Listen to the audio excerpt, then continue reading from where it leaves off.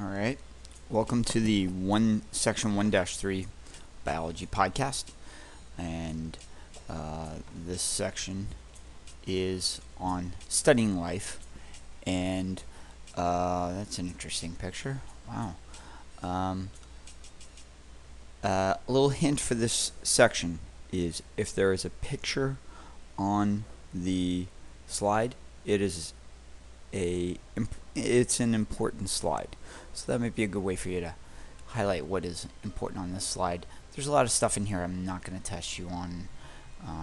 That's kind of overarching stuff, and there's some things I really want you to focus on. So here's something I want to focus on. What are some of the characteristics of living things? And the thing with living things is there's so many different characteristics, and life really has to meet all those characteristics, that no single characteristic really tells you what life is and is enough to describe life. And on top of that, some non-living things share one or more traits with living things. Like, for instance, things will respond, such as like you press a button on a machine and the machine will respond, and so will living things, but that doesn't make the machine living. So here are the following living characteristics, and this list you should know, and I will show more of the list as I will highlight the list with pictures as we go on. Life is made up of units called cells. Living things reproduce. Living things have a universal genetic code. Living things grow and develop. They obtain and use materials and energy. They respond to their environment. And they maintain a stable internal environment. That's 7 things. I might post a video or two, and sometimes I'll have 6, sometimes I'll have 7, sometimes I'll have 5. But these are the 7 you're going to be responsible for. Oh, sorry, one more. Change over time. We'll show that. That's evolution. We'll show that at the very end. So, living things are made up of cells, and the cell is a unit of the organism, and we're going to study more about this in chapter 7 when we do the unit on cells. And that right there is a picture of, if I remember correctly, that's Elodea, and you're seeing the squares are cells, and if you put all these cells together, you can make up this Elodea plant. You are made of cells also. The mold growing on your bathroom floor is made up of cells. Your cat is made up of cells. There's anything you can think of that's living has units of that organism that are cells. Living things reproduce, and there's 2 types of reproduction we'll talk about. In sexual reproduction, cells from 2 different parents unite to form the first new cell of a new organism. Humans reproduce sexually. A cell from mom, a cell from dad. Sperm from dad, egg from mom, fuse together, make a new organism. In asexual reproduction, a single parent produces offspring that are identical to themselves. And we're going to go more into that as the school year goes on. And there's a picture I chose is a gorilla with a baby gorilla on top, and that just represents that something living reproduces offspring. Living things grow and develop, and during your development, your cells will differentiate, and from there they will have different functions from each other, and they'll look differently. For instance, your muscle cell is very different than your nerve cell. They look differently. They perform different functions. Your skin cell is different than your liver cell. They perform different things. They look differently. And there's nothing more, I think, more representative of growth and development than the stages of a butterfly that starts as an egg and becomes a larva, a caterpillar, and then the larva goes into a chrysalis, a pupa, and then from that emerges a butterfly, which is the adult. Living things are based on a universal genetic code, and some of you may or may not know what DNA is, but DNA is the molecule that stores this genetic code. All organisms have DNA, whether they be that mold on your bathroom floor, or you, or your cat, or the tree outside. They all have DNA, and there's a picture of DNA with its very famous double helix structure. Living things obtain materials and use energy, and an organism will use the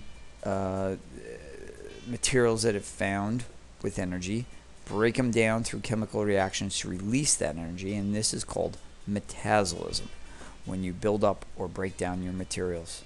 And right there is a squirrel getting energy by eating a wedding cake, it looks like, and the squirrel's taking in the sugar and carbohydrates from the cake, and is then going to break down those molecules and use it for energy later on. Living things respond to their environment, and here's a definition for you. A stimulus is a signal to which an organism responds, and this is a picture of what exactly type of fox that is. I'm not sure, but look at those big ears. This organism is responding to sound waves that it's hearing, picking up with those very large ears, and possibly it's being alerted that there's prey nearby, or maybe it's being alerted that there is a predator nearby that it wants to avoid. Living things maintain a stable internal environment, and because the organism is contained and it's contained in cells, the environment inside the organism can be stable. For instance, you're outside on a cold day, and even though it might be 30 degrees outside, if we put a thermometer in your mouth, it should read 98.1 degrees Fahrenheit, and you're able to maintain that temperature despite the fact that it's extremely cold outside. Now, there are other things other than just temperature that an organism will keep constant. There's things such as pH balance, amount of water. These things all are maintained, even though outside it could be dry. You know, the water is you're going to maintain the water, or the pH level might be different in the environment you're in, but inside it's different. And this process is called homeostasis, where you maintain this stable internal environment. And that is just a picture of a thermometer talking about a feedback effect when an organism senses changes and then has to adjust to meet those changes. And taken as a group, living things change over time. After many generations, groups of organisms typically evolve, and that tiny little picture, which I should have made bigger, is a picture of a kind of a comical graphic of human evolution, where we start with a monkey and then come up to a caveman, so to speak, and then looks like we're devolving down back into a computer. Somebody hunched over a computer like I am right now. Now, these are some big ideas which are going to be difficult, really. They're big ideas we'll talk over the year, but they're not really facts that I need to stress. But science is a way of knowing, and it's not just a list of facts, meaning that it's a process, it's a method, it's a way of investigating and observing and questioning and explaining things that you see in the natural world. Interdependence in nature. We've all started to understand that we are things that we do can have effects on other organisms around us. If you pollute the water, then the organisms around you that rely on that water will die. The fish will die. If the fish die, then the organisms that depend on the fish, they will die. There's an interdependence. And that interdependence also often has a lot to do with the flow of energy and the cycling of matter If you take away what something eats, then the energy is no longer flowing. Life's most basic requirements are matter. Life's most basic requirements are matter that serves as nutrients to build body structure and energy to fuel the processes of life. And once again, a lot of times that goes back into the interdependence. You need raw materials to build you who you are. That's why you have to consume protein. You need carbohydrates to give you energy so that you can perform your functions throughout the day. Cellular basis of life. Organisms are composed of one or more cells, which are the smallest units that be considered fully alive, and that goes along with one of the requirements for life. Life information and heredity. Life's processes are directed by information carried in genetic code that is common with minor variations to every organism on Earth. That ties in with the DNA model we showed before. There is very little difference between you and a gorilla as far as your DNA goes. You share over 99%, I believe, of the same DNA as a gorilla. There's very little changes. In fact, almost any organism on this face of this planet, you will see pieces of DNA in that organism that's identical to pieces of DNA in you. All living things are fundamentally alike at the molecular level, even though life takes an almost unbelievable variety of forms, which basically means it goes back down to the cell and back to even smaller molecules such as proteins, carbohydrates, DNA. We all use proteins, carbohydrates, DNA, etc. Evolution. This is one of the 7 ideas that life over time changes, and it explains similarities between you and another organism such as a gorilla, but it also explains the diversity between them.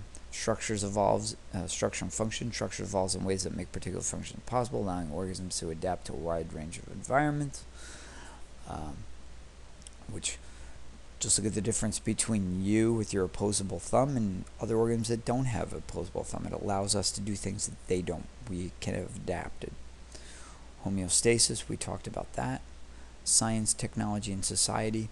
We'll see that that science helps us make decisions in our life, and it determines a lot of things, a lot of decisions we make, and how we apply it. So branches of biology, this is quick. Zoologists study animals, botanists study plants, paleontologists study ancient life. There's a lot of different branches of biology and a lot of different types of biologists. Here's another big key which you should understand. How can life be studied at different levels? And we're going to go through the different levels. Some of the levels of life at which life can be studied include molecules, cells, organisms, populations of a single kind of organism, communities of different organisms, and the biosphere. Let's start at the biggest and go back. The biosphere is the part of the Earth that contains all the ecosystems. Going down to a lower level than that, a community, or an ecosystem, is a community, which is all the organisms in that immediate area and all the non-living surroundings, such as the stream, the rocks, the air, the grass. Then we could look at just a community, which are the populations that live in that defined area, just the living organisms, hawk, snake, bison, prairie dog, and grass that you see in there. Then we can look at one particular group of organisms, one population, and that's one type, such as the bison. Then you can look at one individual bison, one individual living thing, that's an organism. And then we can look into that organism and see the different groups of cells, the tissues, the organs, and the organ systems, such as the nervous tissue, which makes up the brain. The brain is part of the nervous system. That would be a tissue, an organ, and an organ system. And then lastly, we can look at cells. We can look at individual cells. And they're the smallest functional unit of life. And the cells themselves are made up of molecules, such as water and DNA. And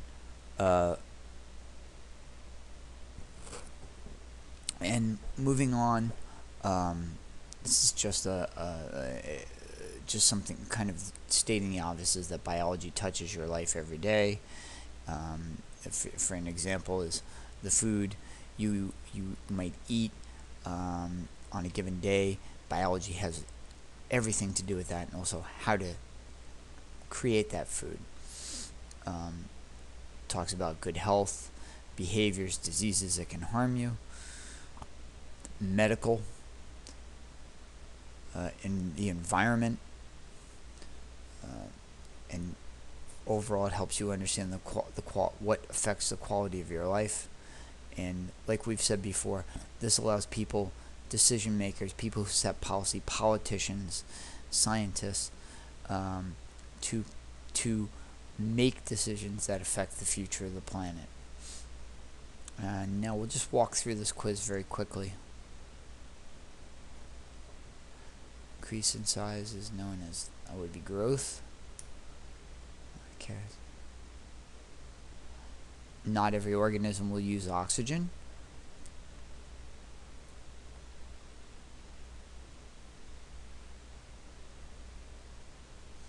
Botany, cell biology, ecology, zoology. The rest of them are organizations, levels of organization that we study organisms.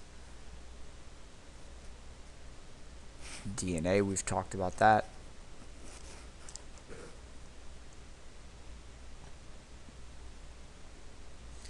And this is the simplest to the most complex. And that's the end of this section's podcast.